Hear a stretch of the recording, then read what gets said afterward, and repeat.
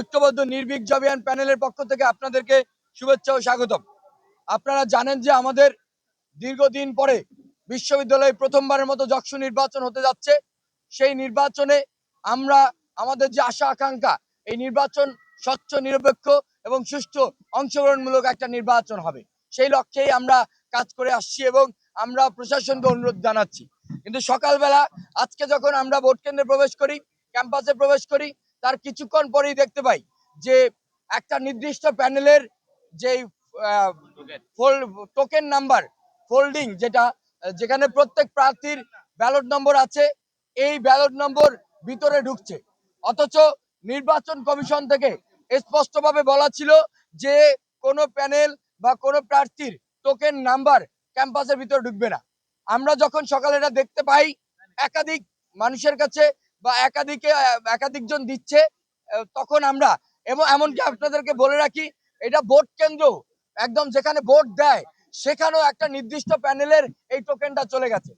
তার পরিপ্রেক্ষিতে আমরা যখন বলি যে এটা তো আচরণবিধি লঙ্ঘন, আমরা যখন প্রক্রিয়াল টিম, আমরা যখন নির্বাচন কমিশনকে বলি, তখন তাদেরকে বলার পর তারা অস্বীকার করে, কিন্তু প্রমাণ দেখানোর সাপেক্ষে তারা পরবর্তীতে বলে ঠিক আছে, অন্যান্য প্যানেলও এই টোকেনটা ভেতরে প্রবেশ করতে পারবে।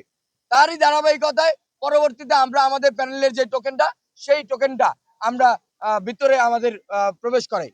কিন্তু এখন যেটা দেখতে পাচ্ছি যে ভোট কেন্দ্রে ওখানে যারা দায়িত্বে আছেন, তারা ওই নির্দিষ্ট প্যানেলের ওই টোকেন নাম্বারটা ছাড়া অন্য টোকেন নাম্বার যখন দেখে, তখনই যারা দায়িত্বরত আছেন তারা ভিন্ন প্রতিক্রিয়া দেখায়। অথচ এমনটা হওয়া উচিত ছিল না। যদি সুযোগ দেওয়া হয় তাহলে সবাইকে দেওয়া হবে, যদি সুযোগ না দেওয়া হয় তাহলে কাউকে কোনো সুযোগ দেওয়া হবে না। সুতরাং আপনাদের মাধ্যমে বলতে চাই, যদি ওই টোকেন, প্রথমত হলো নির্বাচন কমিশন ওই টোকেন বলছে কেউ প্রবেশ করতে পারবে না ওই টোকেন নিয়ে, পরবর্তীতে একটা প্যানেলকে দেওয়ার সাপেক্ষে পরবর্তীতে সবাইকে অনুমতি দিল। এখন আবার ওই টোকেন ভোট কেন্দ্রে ঠিকই যায়, অন্য প্যানেলের টোকেন ভোট কেন্দ্রে যাইতে পারবে না। এরকম দ্বিচারিতামূলক আচরণ আমরা এই নির্বাচন কমিশন থেকে আশা করি না। আমরা আশা করছি যে যদি যেটা রুলস হবে সবার জন্য হবে।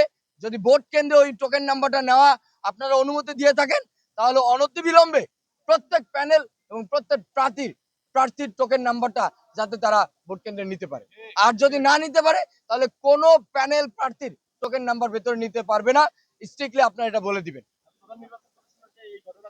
আমরা প্রথমে যখন আমাদেরকে ঢুকতে দিল না, এগুলা নিয়ে আমরা ওকে ফাইন, কিন্তু অন্য প্যানেল যখন ঢুকছে তখন আমরা বলার পরে তারা অস্বীকার করছে, প্রমাণ দেখানোর সাপেক্ষে তারা অনুমতি দিচ্ছে।